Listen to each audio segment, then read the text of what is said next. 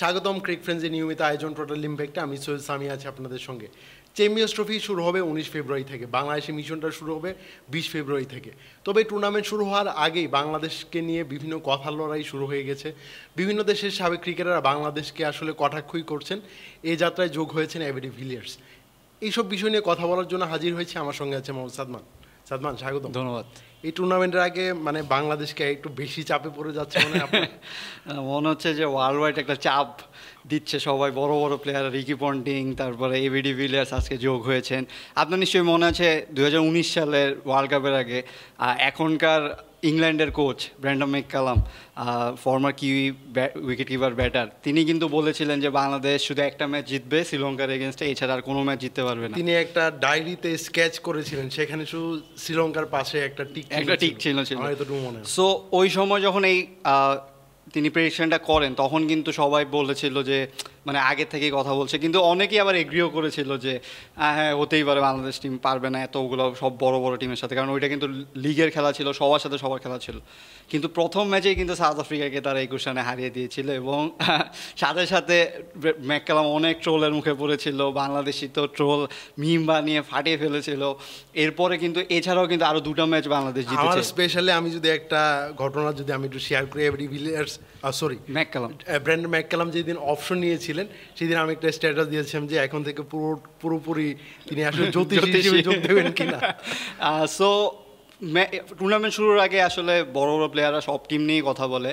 ভিলিয়ার্সও এরকমই, তার YouTube channel, Cristiano Ronaldo আসার আগেই কিন্তু তিনি ইউটিউব চ্যানেল অনেক আগেই শুরু করে দিয়েছেন, ইউটিউবের ক্যারিয়ার। সো তিনি তার বিভিন্ন কন্টেন্ট সবসময় দিয়ে থাকেন। সো চ্যাম্পিয়ন্স ট্রফি যেহেতু সামনে আছে, সেই বিষয়ে সবগুলো টিমের একটা অ্যানালাইসিস তিনি করেছেন টিমগুলো দেখে দেখে।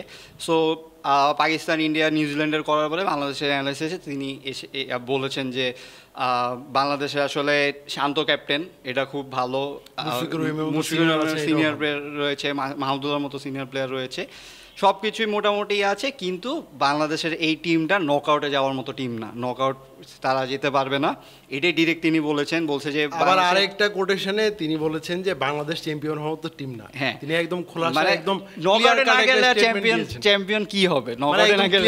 হ্যাঁ বলেছেন, এটাও বলেছেন যে বাংলাদেশের ফ্যানরা তাকে এই কথা শুনে রাগও করতে পারে, কিন্তু যেটা রিয়েলিটি সেটাই তিনি মিন করছেন। এছাড়া বলেছেন যে বাংলাদেশ টিমটা যেরকম মানে যা আছে তা দিয়ে আপসেট ঘটাতে পারে, কিন্তু বাংলাদেশ টিম কি এখনো আপসেট ঘটানোর মতো টিম? আসলে মানে আমরা তো সেটা আসলে বিশ্বাস করতে চাই না। এই কথাটা যদি আপনি আফগানিস্তানকে নিয়ে বলেন যে আফগানিস্তান আসলে টুর্নামেন্টে একটা দুইটা অঘটন ঘটিয়ে দিতে পারে, বাংলাদেশ কিন্তু লাস্ট চ্যাম্পিয়ন্স ট্রফিটা সেখানে কিন্তু বাংলাদেশ সেমিফাইনালে খেলেছে।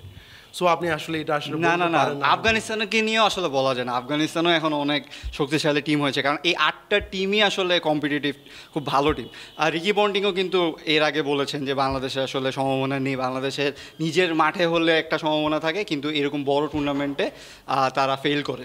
আর পাস্ট হিস্টোরিতে আমরা এরকম দেখেছি যে হয়তো একটা দুটা ম্যাচ জিতেছে, কিন্তু আমরা চ্যাম্পিয়ন হব এরকম কিন্তু মন মানসিকতা বা ইয়া নেই। যদিও শান্ত এবার বলেছে যে আমরা চ্যাম্পিয়ন হওয়ার জন্যই যাচ্ছি, কিন্তু ডিভিলিয়ার্সের এই কথাগুলা বা রিকি পন্টিং এই কথাগুলা আসলে ভুল প্রমাণ করতে হবে খেলার মাঠে। আপনি যেরকম ম্যাককালামের কথাটা ভুল প্রমাণ করতে পেরেছিল বাংলাদেশে ওই টিমটা, এইবারও কিন্তু আসলে করতে হবে। এখন কিন্তু মাহমুদুল্লাহ এবং মুশফিক ছাড়া একদম ক্যারিয়ারের শেষ পথে, আর এই যে 5 জনে তার মধ্যে এই 2 জনই রয়েছেন, এই বাকি সবাই কিন্তু নতুন, মানে নতুন বলতে ওই যুগটা পার করে এসে নতুনভাবে তারা যুগ হয়েছে, নতুন শান্ত ক্যাপ্টেন্সি নিয়ে কিন্তু আমরা শান্তকে সবসময় বাহাবা দিচ্ছি। যেই টিমটা রয়েছে বাংলাদেশের, মানে আমরা কিন্তু বলতেই পারি যে একটা ব্যালেন্স টিম। আপনার পেস বোলিং অ্যাটাক বলুন আমাদের, বা অলরাউন্ডারে সাকিব না থাকলেও মিরাজ যেভাবে খেলছেন, মাহমুদুল্লাহ আছেন, সব মিলিয়ে কিন্তু একটা ব্যালেন্স টিম। মানে একটা 50 ওভারের ম্যাচে আমরা এই টিমটা নিয়ে আসলে বাজে ঘোড়া ধরতেই পারি যে ইন্ডিয়া পাকিস্তানের সাথে একটা হয়তো কম্পিট হবে, নিউজিল্যান্ডের সাথে কম্পিট হতে পারে। আপনি এই গ্রুপে 2টা ম্যাচ জিতলেই কিন্তু সেমিফাইনাল, মানে ম্যাচগুলো আমি একটু বলছিলাম যে বাংলাদেশের পরের রাউন্ডে যাওয়াটা কিন্তু খুবই টাফ, মানে 3টা ম্যাচের মধ্যে আপনার 2টা জিততে হবে। তার মানে একটা ম্যাচ যদি আপনি হেরে যান, পরের 2টা ম্যাচে কিন্তু আপনার বাঁচা মরা, একটা বাঁচা। ম্যাচে হারলেই একদম শেষ। হ্যাঁ। সো এই সিচুয়েশন থেকে বাংলাদেশ কতটা আসলে মানে পরের রাউন্ডে যাওয়ার কথা প্রথম ভাববে ম্যাচটাই সেটা আসলে ইন্ডিয়ার দেখার সাথে, বিষয়। প্রথম ম্যাচটাই আমাদের ইন্ডিয়ার সাথে যদি একটা জয় এসে পড়ে তাহলে কিন্তু আসলে খেলা ঘুরে যাবে, মানে কনফিডেন্স লেভেলটা অন্যদিকে চলে যাবে। কারণ পাকিস্তানের মাটিতে হলেও পাকিস্তানকে হারানোর একটা চিন্তা করতেই পারে। না, বা আমরা ইন্ডিয়ার সাথে রাওয়ালপিন্ডিতে কিন্তু টেস্ট জিতেছিলাম সম্ভবত, এক্স্যাক্টলি। সেটা কিন্তু অনুপ্রেরণা আর হতে পারে। লাস্ট যেই ওয়েস্ট ইন্ডিজের সাথে সিরিজটা ছিল কয়েকটা কমপ্লেক্স, সেখানে কিন্তু শুধু আমরা ওডিআইতেই হেরেছি, কিন্তু টি-20 আর ইয়াতে টেস্টে একটা জয় রয়েছে, আমাদের জয় রয়েছে। সো ওডিআইটা আসলে অনেক দিন ধরে এই ফর্ম্যাটটা তেমন একটা খেলা হয়নি। আমি এটা আগেও বলেছি যে যেহেতু গত বছর বেশি একটা খেলা হয়নি, সবার জন্য একটু মানে ইউজ টু হওয়ার একটা বিষয় রয়েছে 50 ওভারের ফর্ম্যাটটা, মানে আবার নতুন করে। কারণ অনেক মানে গত বছরটা কিন্তু টি-20 বিশ্বকাপ ছিল, এই কারণে টি-20 এবং আর টেস্ট চ্যাম্পিয়নশিপ যেহেতু ছিল, টেস্টগুলো আসলে খেলতেই হতো। Exactly. সেক্ষেত্রে বাদ পড়ার কারণে কিন্তু ওয়ানডেটাই পড়ে গিয়েছে। হ্যাঁ। বাংলাদেশ ওয়ানডে কম কিন্তু খেলেছে। বাংলাদেশের সবচেয়ে শক্তিশালী জায়গা কিন্তু আমাদের ওয়ানডে। যতই এতদিন যে সাফল্যগুলো এসেছে সবগুলো সাফল্যই কিন্তু ওয়ানডেতে এসেছে। সো ওয়ানডের প্রতি একটা মানে আলাদা কনফিডেন্স থাকারই কথা। নতুনভাবে সব শুরু হচ্ছে, বিপিএলটা শেষ হয়েছে, বিপিএল এর সব কিছু ছাপিয়ে আসলে ইন্টারন্যাশনাল ক্রিকেটে সব ন্যাশনাল টিমের প্লেয়াররা ফিরছেন।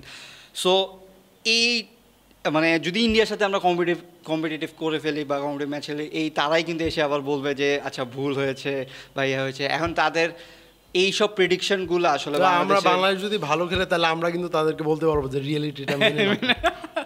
আমরা আসলে এই জিনিসটার জন্য বাংলাদেশের মাঠে খেলাটা দিতে হবে, না হলে কিন্তু আসলে তাদের কথাটাই ঠিক হবে। আর আমি এটা নিয়ে আসলে আমি বলবো যে তাদের এই জিনিসগুলো শুনে বা না শুনলেও মানে এই জিনিসগুলো আসলে তাতিয়ে দেওয়া উচিত যে না, এই জিনিসগুলো আসলে ইতিবাচক হিসেবে যদি নাজমুল হোসেন, শান্ত, মুশফিক, রহিম, মাহমুদুল্লাহরা নেন, তাহলে কিন্তু চ্যাম্পিয়ন্স ট্রফিতে আমরা ভালো একটা ফল আশা করতেই পারি। মানে টিম কিন্তু রয়েছে, এমন না যে টিম নেই আমাদের। সো বাইরে আসলে আদার্স কথা হবেই, আউটসাইড টক হবেই, সেগুলোকে ছাপিয়েই আসলে তাদের প্রমাণ করতে হবে খেলার মাঠে। আমরা হয়তো যতক্ষণ না ম্যাচ জিতছে ততক্ষণ কিন্তু তাদের সাথে যুদ্ধ করতে পারবো না, কারণ তারা খুব বড় মানের প্লেয়ার। তারা এতদিন খেলা আসলে ফলো করেই আসলে বলছে। না, আমার কাছে এভরি ভিলিয়ার্স এই মন্তব্যটা মনে হয়েছে বাংলাদেশ চ্যাম্পিয়ন্স ট্রফির আগে যতটা চাপে থাকবে, এই চাপটা মাত্র শুরু হয়েছে। হ্যাঁ এক্স্যাক্টলি।